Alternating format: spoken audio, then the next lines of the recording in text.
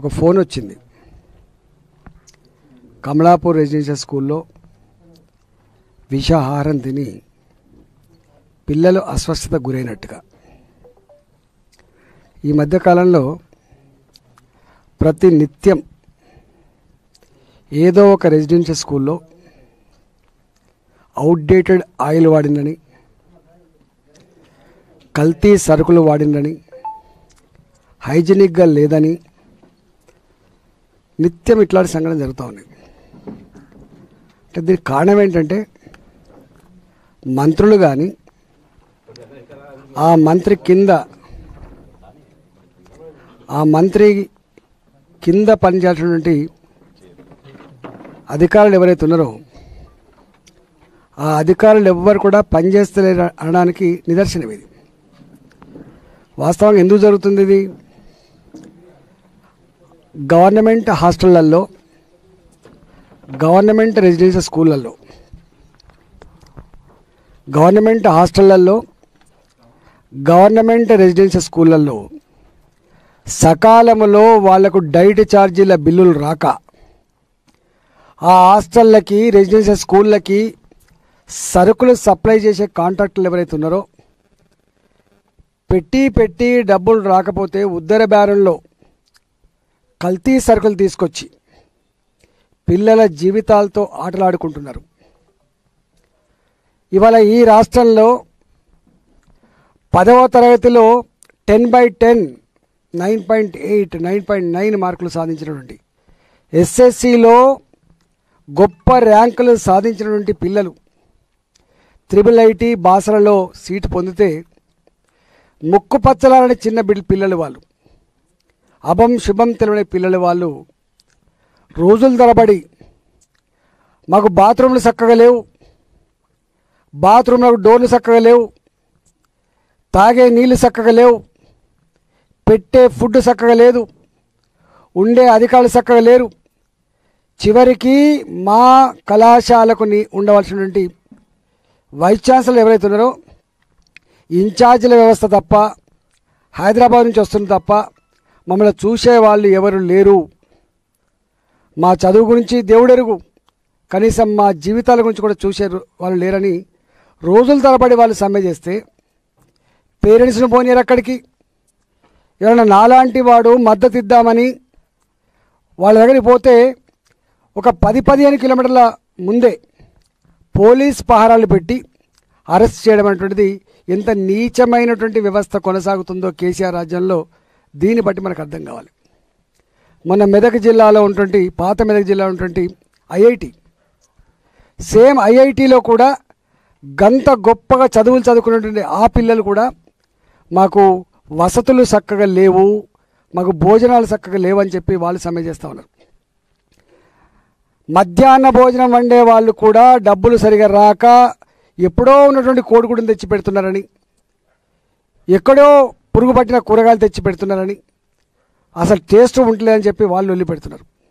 అంటే ఇదంతా కూడా ధనిక రాష్ట్రం అని చెప్పే కేసీఆర్, పేదల కోసమే పుట్టినా అని చెప్పేటువంటి కేసీఆర్, నాకంటే ఎక్కువ ఎవరున్నారు ప్రజల కోసం పనిచేసే వాళ్ళని చెప్పే కేసీఆర్ ఇవాళ అన్ని వ్యవస్థలను నిర్వీర్యం చేయడం వల్ల ఎవరికి విలువ, గౌరవం, ఎవరి బాధ్యతలు వారు నిర్వహించని కారణంగా ఇలా గాలికి దీపం పెట్టి ఇవాళ ప్రజల జీవితాలతో, వాళ్ళ పిల్లల జీవితాలతో ఆటలాడుకుంటున్న వ్యక్తి ఇవాళ కేసీఆర్.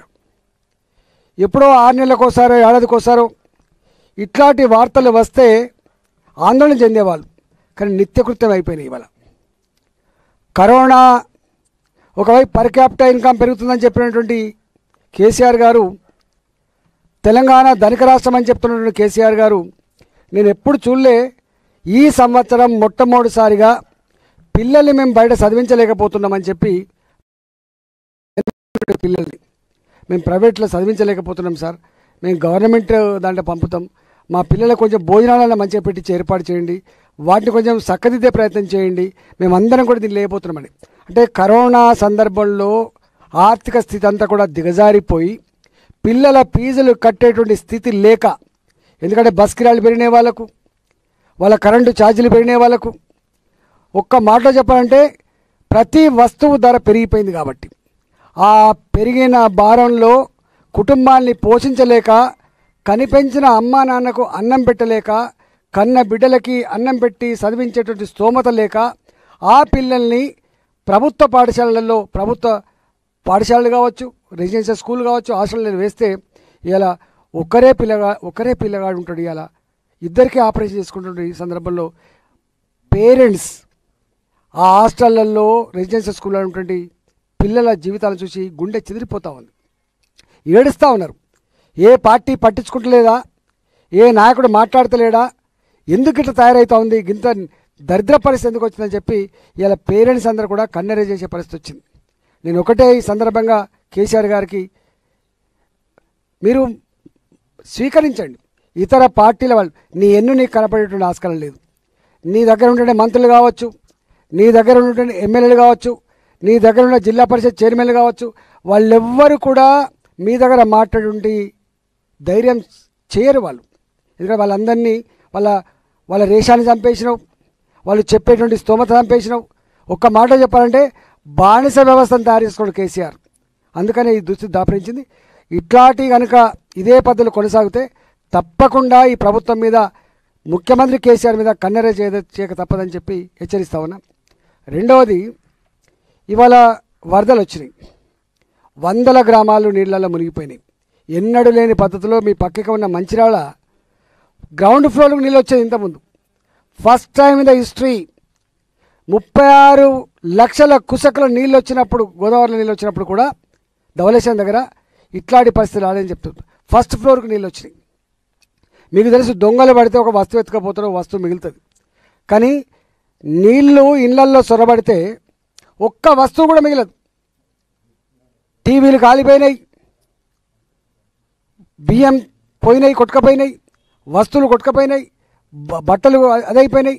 పాత ఇండ్లు మట్టి గోడలతో ఉంటే ఆ గోడలు కూడా కూలిపోయినాయి. ఇవాళ ఎంత అగోలిస్తున్నారంటే, ఏదో ముఖ్యమంత్రి గారు తూతు మంత్రంగా, ఇవాళ ముఖ్యమంత్రి గారు తన మంత్రివర్గ సహచరులు ఒక్కొక్క జిల్లాలో లేకపోతే ఒక్కొక్క ప్రాంతంలో అడ్డా పెట్టి అధికార యంత్రాంగాన్ని కూడా పిలుచుకొచ్చి ఎన్ని వేల కోట్ల పైన పర్వాలేదు, మేము ఉన్నా అని చెప్పి గ్యారంటీ ఇవ్వాల్సిన కేసీఆర్ వాళ్ళకు దుస్తులు అందించి, వాళ్ళకు మంచి నీళ్ళు అందించి, వాళ్ళకు మంచి ఆహారం అందించి, వాళ్ళకు నెలకో 2 నెలలకో సరిపడేటువంటి వంట సామాన్లు అందించి ఆదుకోవాల్సిన ముఖ్యమంత్రి, ఇల్లు కోల్పోయినటువంటి వాళ్లకు, పేదలకు నేను డబుల్ బెడ్రూమ్లు ఇస్తా అని చెప్పి ఆదుకోవాల్సినటువంటి ముఖ్యమంత్రి కేవలం భద్రాచలం మాత్రం పోయి మళ్ళీ పాత పద్ధతిలోనే పాడిందే పాడరా పాసమన దాసరైనట్టుగా మళ్ళీ నేను మీకు డబుల్ బెడ్రూమ్లు ఇస్తా, మీకు అన్ని ఇస్తా, నేనే కుర్చేసుకొని కూర్చొని కట్టిస్తా అనేటువంటి ఒక అబద్ధం మాటలు ఏవైతున్నాయో ప్రజానీకంలో విశ్వాసాన్ని కల్పించలేకపోయింది.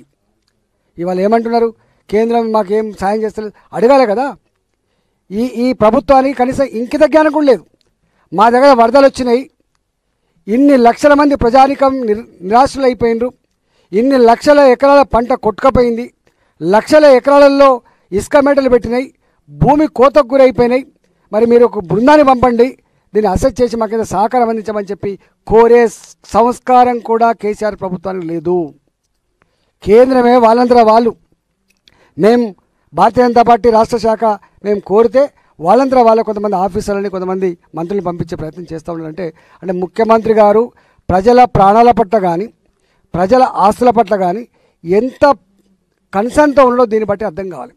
తెలంగాణ ప్రజలారా, మీకు వినమ్రంగా విజ్ఞప్తి చేస్తున్నా, ఇవన్నీ కూడా గమనించమని చెప్పి కోరుతున్నాం.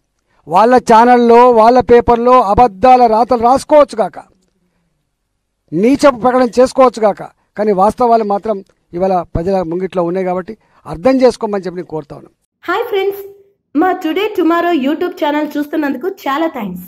మరిన్ని లేటెస్ట్ వీడియోస్ కోసం వెంటనే సబ్స్క్రైబ్ చేయండి. అలాగే ఈ బెల్ ని కూడా రింగ్ చేసేయండి. మా నోటిఫికేషన్స్ అన్ని మీ మొబైల్లో వస్తాయి. అలాగే మా వీడియోస్ మీకు నచ్చితే లైక్ చేయండి, షేర్ చేయండి, నచ్చకపోతే కామెంట్ చేయండి.